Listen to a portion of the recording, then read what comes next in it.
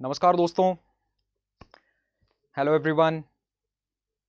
स्वागत है आप सभी का एक नई शुरुआत में। तो सबसे पहले मैं थोड़ा अपने बारे में आप लोगों को बता देता हूं। हो सकता है कि आप में से कई लोग मुझसे परिचित हों, मुझे जानते हों, लेकिन इस तरह से रूबरू पहली बार देख रहे होंगे। आई एम श्योर आप में से ज़्यादातर लोग मुझे इस तरह से पहली बार देख रहे होंगे। तो मैं हूं महिपाल सिंह राठौड़ और मेरा जन्म और मेरा जो पैतृक है गांव वो है जसौल, राजस्थान में, बाड़मेर ज़िले में ये गांव आता है। So I have been living there in Jasol for many years now.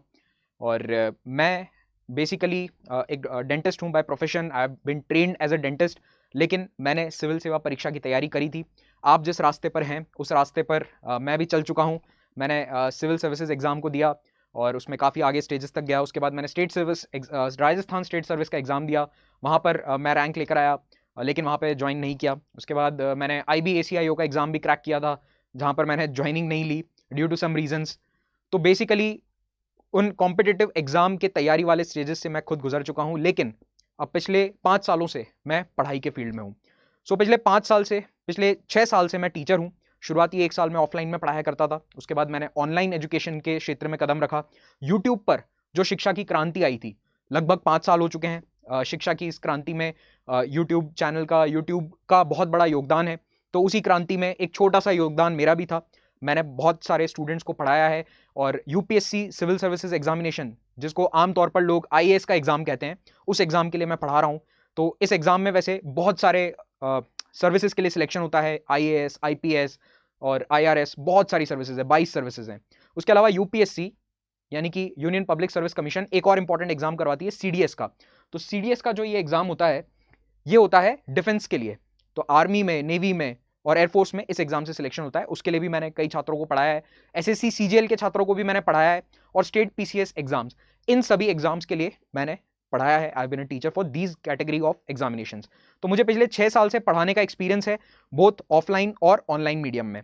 तो दोनों ही मीडियम में पढ़ाया है, लेकिन ज्यादातर समय मेरा ऑनलाइन मीडियम में अब बीता है पिछले 5 सालों में। मैंने यूट्यूब पर कई वीडियोस बनाए हैं जो ट्रेंडिंग सेक्शन में भी गए हैं और मुझे काफी गर्व होता था कि जब ट्रेंडिंग सेक्शन में वीडियो आता है, क्योंकि यूट्यूब प्राइमरीली एक एंटरटेनमेंट प्लेटफॉर्म के रूप में जाना जाता था एटलीस्ट 4-5 साल पहले तक। लेकिन जब उस एंटरटेनमेंट के फील्ड में कोई एजुकेशन का वीडियो जाकर ट्रेंडिंग में आता है तो बहुत खुशी होती थी, और आज भी होती है, हमेशा होती रहेगी, कि हम एंटरटेनमेंट के अंदर एजुकेशन को आगे ले जा रहे हैं, अग्रणी कर रहे हैं। तो उसमें खैर आप लोगों का बहुत बड़ा योगदान है। इसका मतलब भारत के छात्र यूट्यूब के माध्यम से पढ़ना चाहते हैं, एस्पिरेंट्स यूट्यूब को अपना प्लेटफॉर्म बनाते हैं पढ़ाई के लिए।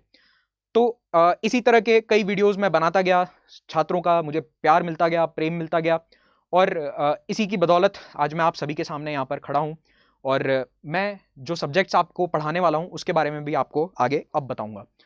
तो एक सवाल और आप लोगों के मन में हो सकता है कि ये जो टीचर हैं ये ऑनलाइन ऑफलाइन दोनों में कैसे करते हैं। तो देखिए, ऑफलाइन से भारत में लगभग सभी टीचर्स की शुरुआत हुई थी, लेकिन अब ऑनलाइन मीडियम जो है वो सबसे अग्रणी है, specially after the covid lockdown. तो अभी शिक्षा आगे जाएगी ऑनलाइन मीडियम के माध्यम से। Offline structures will be there, offline जो शिक्षा का पढ़ाने का तरीका है वो भी रहेगा, मुझे खुद वो बहुत पसंद है, लेकिन the way forward is online.